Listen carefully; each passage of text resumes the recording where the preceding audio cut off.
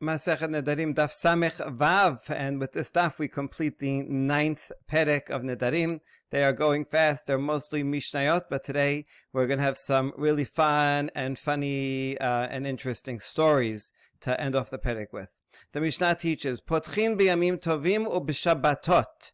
Barishona hayomrim otan hayamim mutarin ushar kol hayamim asurin. Ad sheba Rabbi Akiva v'limed shaneder shehutar mikelalo hutar kulo.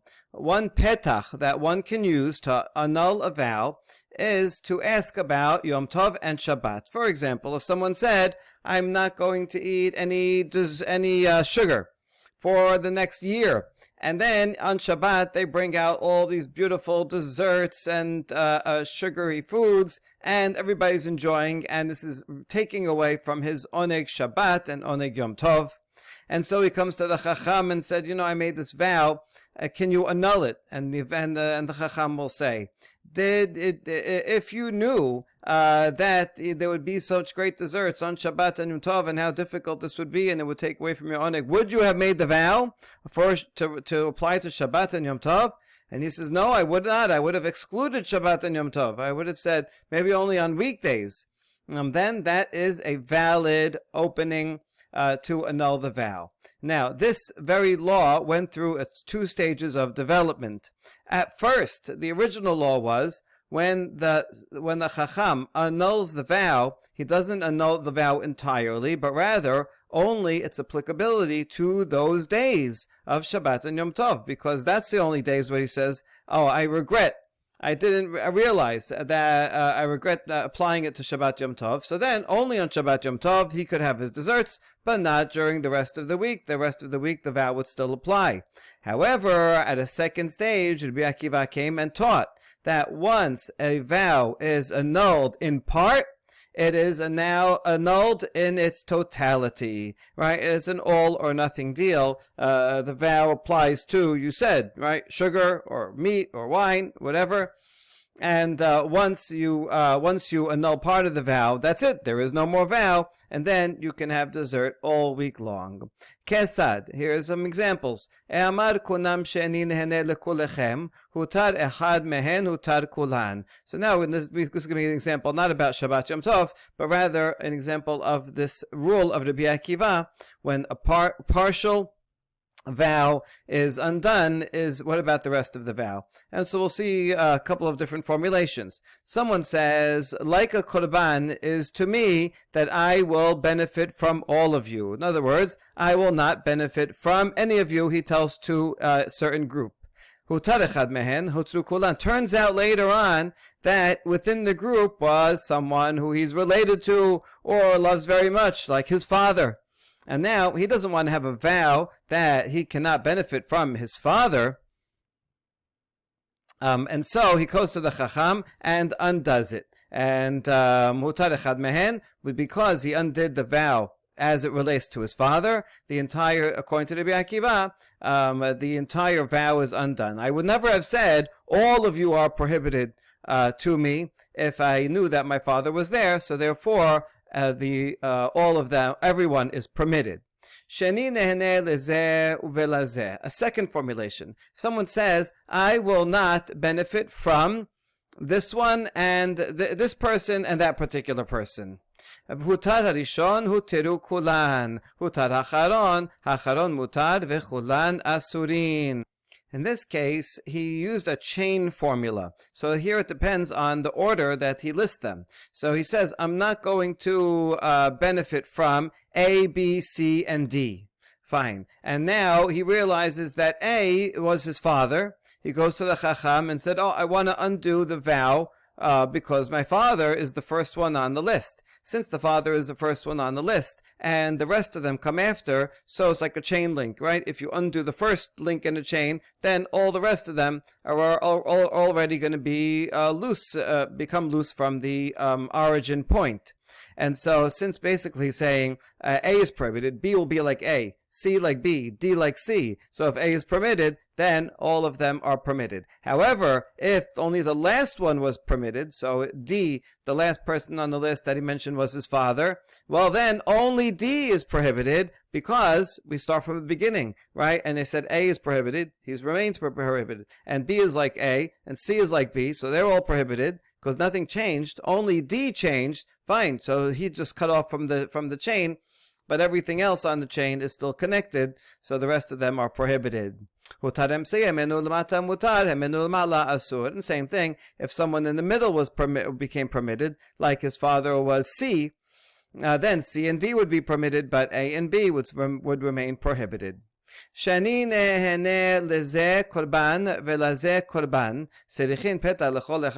third formulation is where he uses the word korban, which is a key word that means prohibited like a korban, and he repeats that many times to apply it to each person. So he says, A is prohibited to me like a korban. B, also like a korban. C will be like a korban. D is prohibited to me like a korban. So because he said korban each of the 4 times, they're considered 4 separate vows. And therefore, if any one of them, doesn't matter the order, turns out to be that was his father, then nevertheless he has to only his father is permitted, and all the rest of them will remain prohibited. Next, we're going to see yet another application of Rabbi Akiva's principle, that once a part is annulled, the rest is annulled too. Kunam yayin shani to'em shayayin ra lame'ayim. Amru lo v'halo miyushan yafe lame'ayim. Someone says wine is going to be prohibited to me to taste because wine is bad for one's digestion. That's what he thinks. I don't know. He read some article that is bad. And so he says no more wine. But then they told him, no, you read it wrong. Right? That is not scientifically true. Actually, old wine is actually good for your digestion. So in that case, hutar b'miyushan, he's permitted to drink old wine. Velo b'miyushan bilbad hutar ela b'chol hayayin. And not only old wine is permitted, actually all wine, even new wine. New wine means that's not aged, so more like what we call grape juice. So he's permitted in everything. What you see here is that there's the halacha is stated in two stages, right? The first stage, hutar b'miyushan, sounds like that was the original law before Rabbi Akiva, where since he said, I'm not going to have wine because it's no good for me, so that's kind of like a condition, so we can use that to annul that portion of the vow. So then in the original law, only the old wine would become permitted, but the new wine would still be prohibited. But then we add a sentence, so we leave the original sentence there, but then we add a sentence to update the law according to Rabbi Akiva's new teaching. Similarly, kunam basar she'eni to'em shabasar ra lalev. Someone says, I'm not going to have onions because they're bad for your heart. That's what he thinks. And they told him, hold on, that's not true. Not all onions. Kufri onions are actually good for your heart. So, hutar bekufri. So then we said, would you have made this vow knowing that kufri onions are bad for your heart? And the person would say, no, I only made the vow because I wanted to be healthy. And I thought all onions were prohibited. If I knew kufri onions were good for me, I would not have made a vow. So then we can annul the vow. And so in the early stage, the vow is only annulled for kufri onions. But then Rabbi Akiva came and taught once part of a vow is annulled, the whole thing is annulled. And therefore the law after Rabbi Akiva is not only are those type of onions permitted, but all types of onions, the entire vow is totally annulled. And this is not just a theoretical case, it was a real case. And someone made this very vow, and he came to the Meir, and he permitted all of them. That's actually quite interesting that this was a real case. You wonder, when the Mishnah brings examples, are these theoretical examples, or is it choosing these examples because they derive from actual cases that the Tanaim had to judge? Okay, hutar ha'acharon mutar v'chulan asurin. Now, going back to the Mishnah, we talked about the chain link, and then in that case, the last one, if the last one is permitted, then the rest will be permitted. But then after that, the next statement is actually going to be on the next formulation. If someone repeated the word korban for each person, A is korban, B is korban, C is korban, then each one is considered an individual separate vow. And even according to Rabbi Akiva, would agree that even if one of them is annulled, the rest of them still apply. So we ask, Man Tana, who is the author of that section in the Mishnah? Amar Rava Rabbi Shimon hi damar ad sheyomar shivua lechol echad ve'echad. This fits with the opinion of Rabbi Shimon. In Shivuot, there's a case of a person who makes a false oath to several people at once.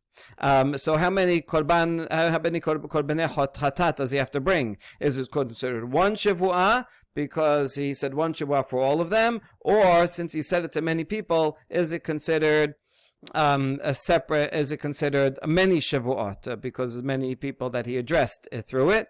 Well, anyway, the Shimon says the only time he would be liable to multiple korban hatats is if he said shivu'ah, a separate word shivu'ah for each one, right? I make a shivu'ah to you, and I make a shivu'ah to you, and I also make a shivu'ah to you. So then each one is considered separate. He'll have to bring a lot of korban hatats. But if he says I'm going to make a shivu'ah and applies to A, B, and C, but I only said shivu'ah once, then that's only considered one shivu'ah. So you see that that's the same thing in our Mishnah. We consider it to be all one neder, unless he says korban for each and every person, then each one is considered separate. Kunam yain sheni to'em, and now we're going to explain the next case of the wine. He says, I'm not going to taste wine because he thinks that all wine is bad. And then he learns that someone tells him, oh, actually old wine is good for you. Now we ask, why does it have to be that someone told him that wine is actually good for you? What if he just said it's not bad for you? Right? Wouldn't that be sufficient? In other words, the person said, I'm not going to have any wine because it's bad for me. Someone comes and says, no, wine is not bad for you. It's neutral. Then he also would say, oh, I never would have made a vow if I knew that old wine is not bad for me. I'd like to enjoy wine. I only made the vow because I thought it was bad for me. That would be sufficient. So why does the Mishnah have to say that, give a case where someone said, no, it's actually good for you? Rabbi Abba says, you're right. Even if he learned later that it's not bad, that would be sufficient grounds for annulling the vow. But the Mishnah is teaching us something else. By the way, some good medical advice, and that furthermore, old wine is actually good for you, of course, in moderation. And the same thing with the onions. Kunam basal shani tom shabasal v'chule v'te pukle de'en ra amar Rabbi Abba ve'od yafeh katane. Person said, I'm not going to have any onions because they're bad for me. And then he learns that the kufri onions are good for you. Again, here the same question. Why does he have to say that it's good for you? What if it just says, kufri onions are not bad for you? That would be sufficient grounds to annul a petach, to annul the vow, because he would like to have onions. Just that he didn't want to have it if it's bad for him. So we say, indeed, you're right, that would be sufficient, but it's adding something else. Oh, and also, by the way, they're actually good for you, right? Even if they were not bad for you, you could annul the vow, but they're even good for you. So that's another added bonus that we get some medical advice.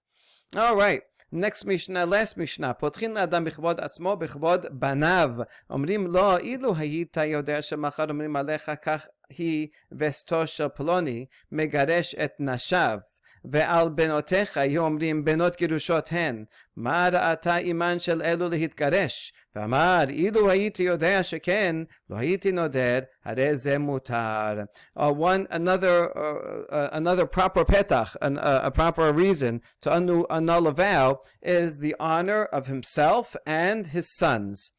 So here's, for example, someone makes a vow that he's not going to give any benefit to his wife, and now because of that violates the ketubah. He's going to have to divorce his wife. Now, if the person makes a vow like this, he's going to get a reputation. People are going to say, "Oh, did you hear that guy? Right? See, he made a vow, and now he divorced his wife. Remember, he did that last time also. Look at this guy, right?" So if we go to him, and let's say he feels bad about it. He doesn't want to divorce his wife. He calmed down from his anger.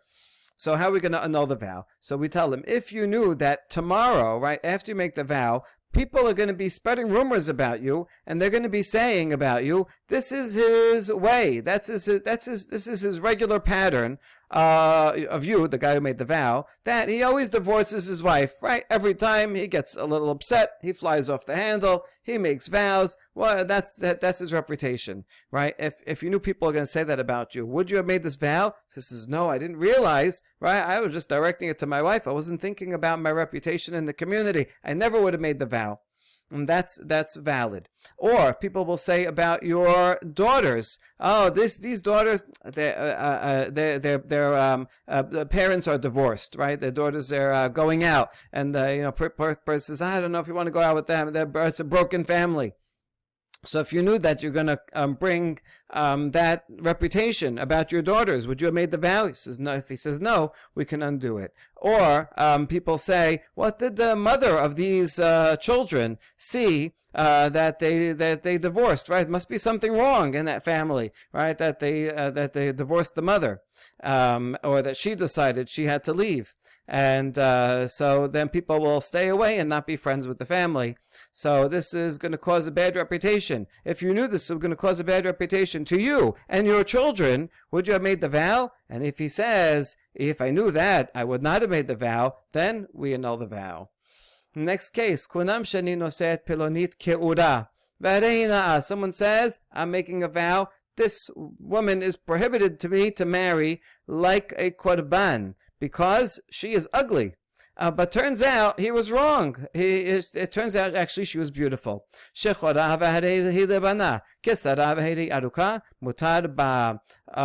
this Mishnah already yesterday, but this is where the Mishnah actually is. If he says, I'm not going to marry her because she's dark skinned, but in fact she's fair skinned, or because he says I'm not going to marry her, makes a vow because she's short, but I don't know, it turns out that she actually is tall, right? He just didn't. He saw her sitting down and didn't realize that she was tall.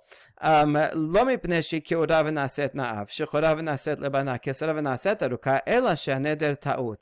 not talking about a case where there was an actual change in her, that she was ugly and she changed to be beautiful, or that her skin color complexion changed, or that she actually grew. We're not talking about a case where she was, she was young and she ate better and she grew, and now is a new circumstance. No, we're talking about where he was simply mistaken. All right, he made it on false premises. Someone told him that this person is ugly, but actually he comes and looks and says, I find her very beautiful, and so he made the vow an error. And therefore, that is also a proper reason to annul the vow. Okay,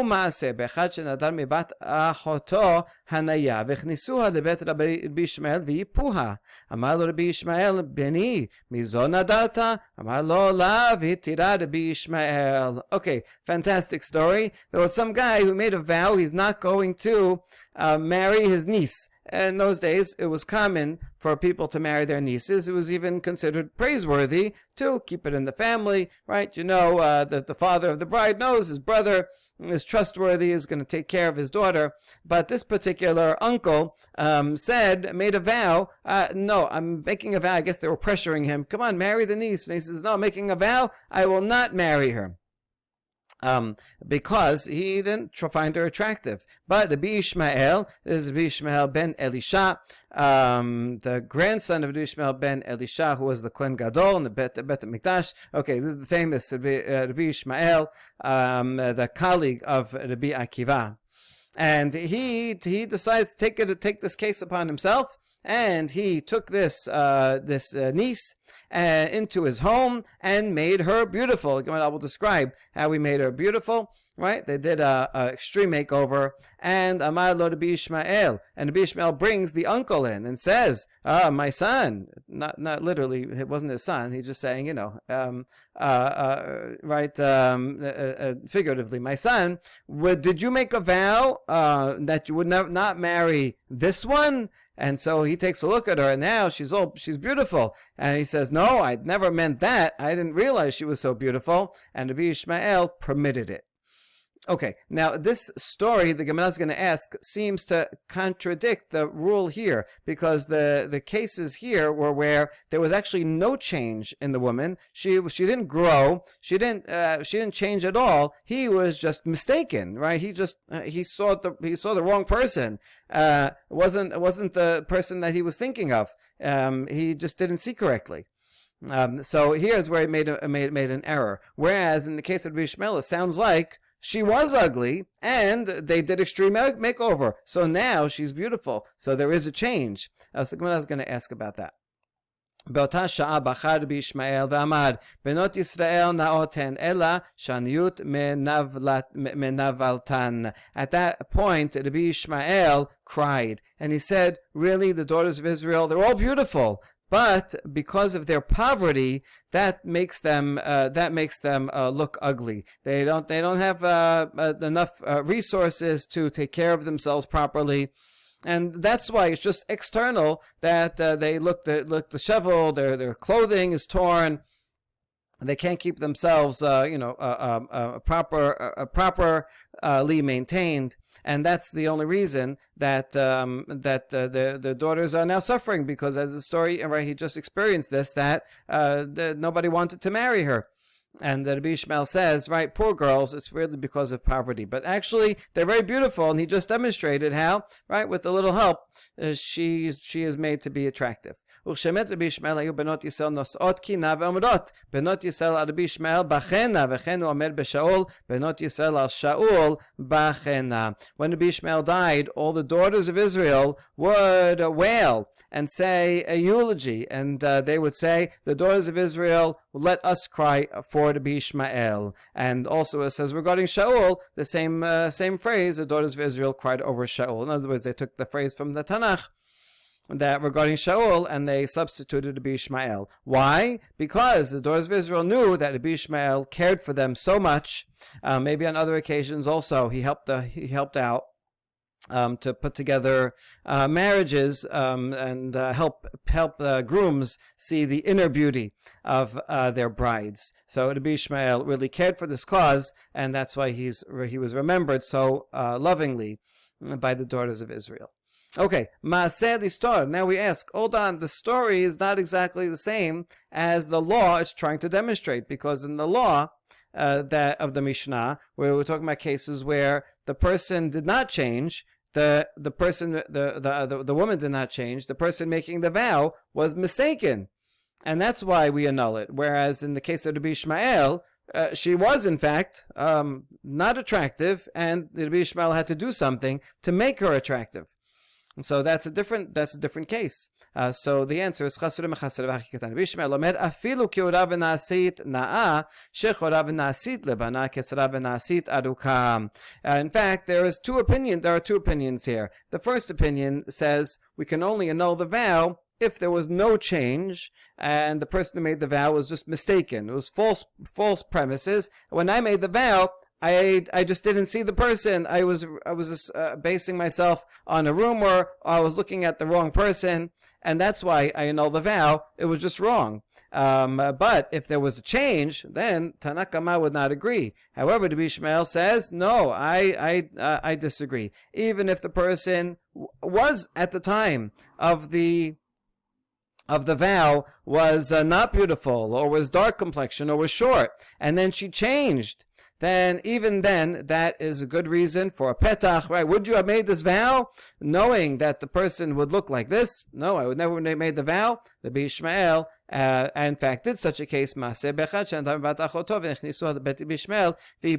why the story comes to support Rabbi Ishmael's opinion.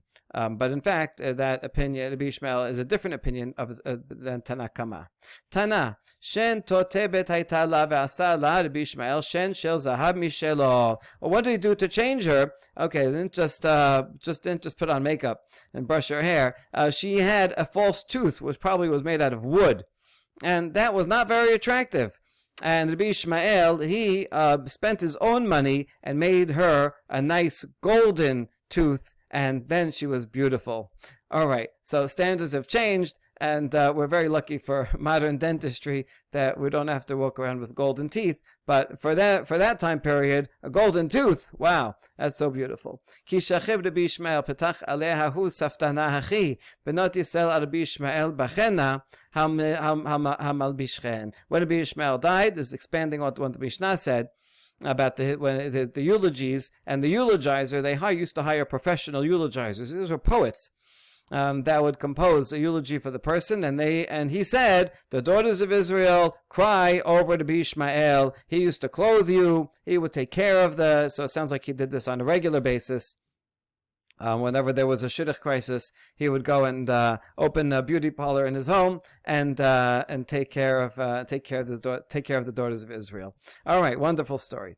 Now, Hahud amar la dedebitu kunam she'iat nehenit li ad shetat'imi tabshilech l'Rabbi Yehuda v'Rabbi Shimon. All right, a person comes and says to his wife, a husband says to his wife, you are prohibited to get any benefit from me until you give some of your cooking to Rabbi Ishmael, to Rabbi Yehuda and Rabbi Shimon to taste. The point is, she was a really bad cook, and the husband wanted to embarrass her. So he says, you think this is edible? Take this and give it to the two rabbis in the town.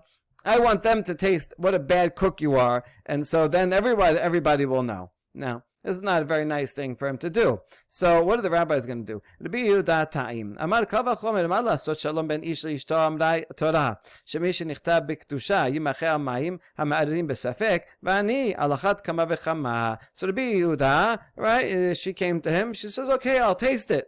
All right, even though it tastes bad. So what?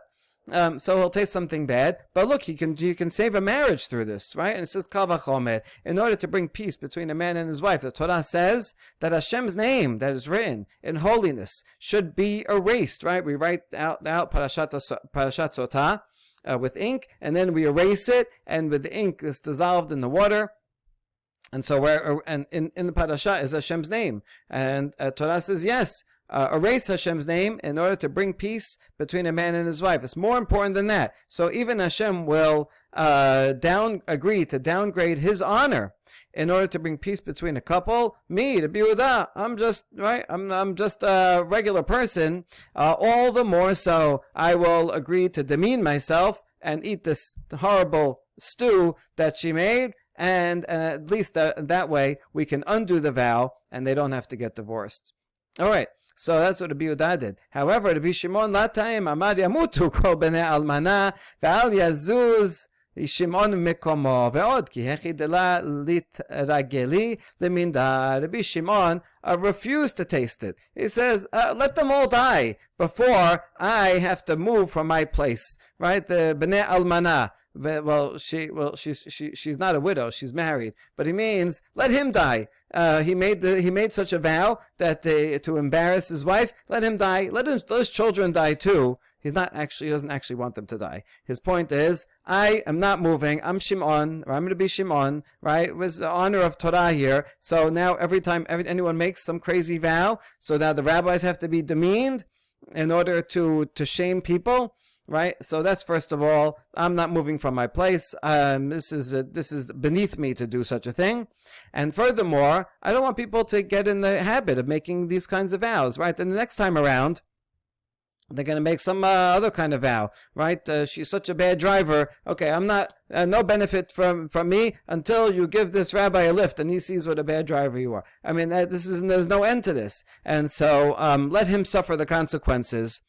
of his own vow, right? That he dug his grave. Let him lie in it too. More or less is what Rabbi Shimon is saying.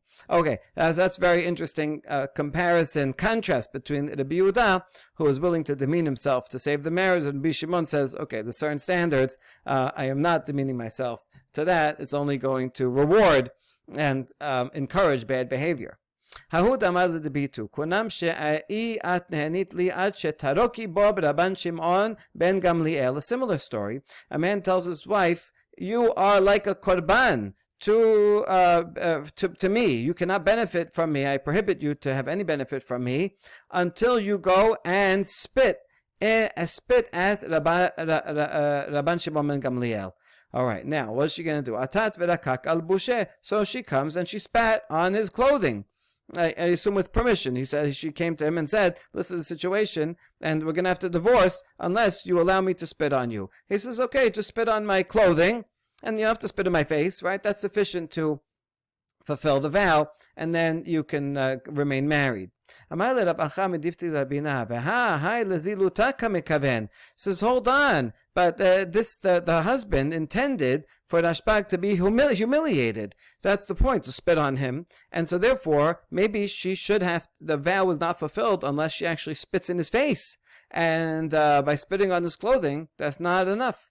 Amale merak al maneh de Rabban Shimon ben Gamliel ziluta rabbetahi. And Ravina answered, no, spitting on even on the clothing of Rashbag is a great humiliation for him. Right? He's a great person, very well respected, and so maybe in general, spitting on anyone's face is certainly humiliating. If it's just a regular person and there's a little spit goes on his pants, nobody cares about that. But for the Rashbag, that spit on his clothing is humiliating because he's such an honored person, and so therefore that's sufficient to fulfill the vow. Anyway, we see here another example of a rabbi who would demean himself in order to save a marriage. ההוד אמר לדביתו, כונם שהיא את נהנית לי עד שתראי מום יפה שביך לרבי ישמעאל ברבי יוסי. Okay, now this other guy tells his wife, you are prohibited to me. You can have not you are like a korban. You can not have any benefit from me until you show something beautiful that's in you to Rabbi Ishmael, the son of Rabbi Yosef. This is different Rabbi Ishmael than the one we had before. His point is, this husband realizes one day there's nothing that he likes about his wife. I don't know why they married in the first place. I don't know, maybe she changed. Anyway, he says, I cannot find one good thing about you, and therefore you are prohibited to me unless you go to Rabbi Ishmael. If he could find something beautiful in you, then you can benefit from me, and we'll continue to be married. All right, so she goes. Amar lahem shema roshan na'eh. Amru lo sigalgal. So anyway, she goes to Rabbi Ishmael. Rabbi Ishmael tells the students, okay, can help me find something, some good quality about her. Says, how about maybe her head? Maybe she has a nice head. And the students say, no, her head is round like a ball. Not a nice shape. Nothing good about her head. Shema se'arana. Maybe she has nice hair. No, domela anise pishtan. Her hair is like stalks of flax, all sticking all different ways. It looks horrible. Shema einehanot. Maybe she just has nice eyes. That would be sufficient, right? You don't have to have everything. One thing. No, tirutoten. Her eyes are narrow. Shema oznehanaot. Maybe she has nice ears. The students said, no, we checked her ears. Kifuloten. They're double the size of normal ears. Shema chotma na'eh. So Rabbi Ishmael is really trying. He says, maybe she has a nice nose. No, balum a stubby nose. She doesn't look good. Shema siftotea na'ot. Aboten. Maybe she has nice lips. No, her lips are too fat. Shema savara na'eh. Maybe she has a nice neck. That would be enough. Shakutu. No, her neck is short. You can barely see it. Shema kiresana savehu. Maybe she has a nice stomach. No, her stomach is swollen, all sticking out. Shema ragleha naot. Maybe she has nice legs. Rechavot keshel avza. The students say, no, they're wide like goose legs. Shema shema na'eh. So Rabbi Ishmael, right, it says, okay, maybe she has a nice name. Well, they say her name is Lichluchit Shema. Her name is Dirt. So even her name is not a very pretty name. But Rabbi Ishmael now found something. Amar lahen, Yafeh korin ota Lichluchit, shehi meluchlechet bemumin ve'shariyah. Says, oh, she has a nice name. She has a fitting name, right? It's good that they call her Dirt because she is dirty all over with blemishes. And so, because she has a name that's fitting for her physical description, therefore, there is something beautiful about her, and therefore the vow does not apply, and they can go and live happily ever after. All right, this is a fantastic story. And again, as Rambam reminds us, not all agadot in the Talmud are to be taken literally. I think the point of the story is you can always find some good quality. Everybody is beautiful in some way, outside, inside, their name, their reputation, their family, right? Everybody is beautiful in some way.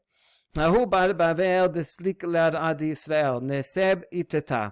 certain Babylonian went to Eretz Yisrael, and he married a woman from Eretz Yisrael. But we're going to see there's some kind of culture clash. I don't know. They speak different languages. Amar beshili li tere talfeh. He said to his wife, can you cook me a couple of lentils? Right? It literally says, can you cook me 2 lentils? Beshela le tere talpeh. But this woman is very literal minded, and she cooked her husband literally 2 individual lentils. That's it. Can you imagine? On the plate, there's 2 lentils. So he got very angry with her. And so the next day he says, I'll do the opposite. Make me a geriva, a huge amount of lentils. So she did exactly that. She got these huge pots and made a huge amount. Okay, she's like Amelia Bedelia. She takes everything exactly literally and gets everything wrong. Amar la zili aiti li tere busine azlat vaiti le tere sherage. Her husband said, go get me 2 busine, which means gourds. But busine can also, it means gourds in Aramaic dialect in Bavel, but in Eretz Yisrael Aramaic it means a lamp. By the way, this is a very important story to understand different dialects, because Aramaic in Eretz Yisrael was actually very different from the Aramaic spoken in Bavel. Until today, we have different dictionaries. I have here, Professor Sokolov wrote 2 different dictionaries, one for Babylonian Aramaic and one for Aramaic in the land of Israel, and 2 different grammars. So there really are two very different dialects of the language. Anyway, what he meant by it is gourds, but busine means lamps. And so she went and got she went and got 2 lamps. Fire lamps, like the one made out of clay. You put the wick in. She got these 2 lamps.